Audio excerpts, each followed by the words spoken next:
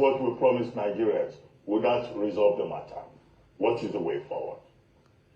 In the first place, you and I already know that there is nothing INEC can do at this point that satisfies what they promised to the Nigerian people.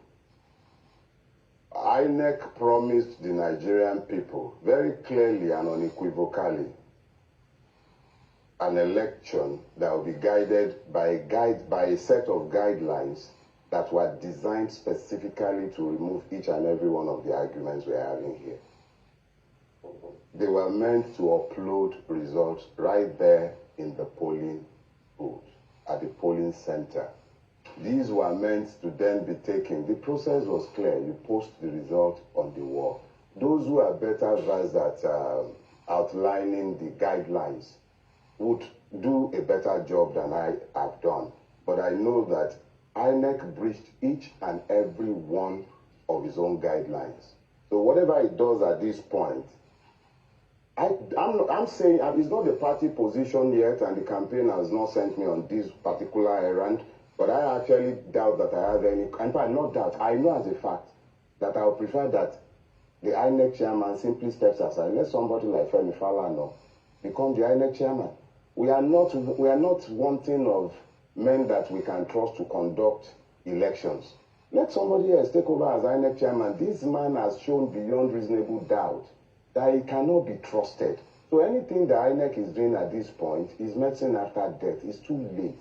They have lost the trust, and I cannot trust anything coming out of INEC. That's on one hand. You now spoke to chaos. Chaos happens when there is the absence of a plan for the day after. There is a plan for the day after. One of those is to maintain peace. We are already speaking to our people. Please be peaceful. We have not decided, and we are not limited in our options. Remember, anyway, good enough, I know that Doc was very active in the academy, and the academia, and as a newspaper person in the days that drops parallel to today. We were never violent, and we don't intend to be violent. But we will be considering our options, but there will be no violence. As far as violence is concerned, I guarantee you, what do we gain by being violent? We are the ones who lose this. Look at what happened in Lagos since the election. The fraudulent result in Lagos was announced, and that was the minimum. They couldn't do less than what they did, and yet look at the level of violence. So we are not talking about violence. We have no weapons. We could tell our people to sit at home. Is that violent? We could tell our people to embark on a campaign of civil disobedience. Is that violence?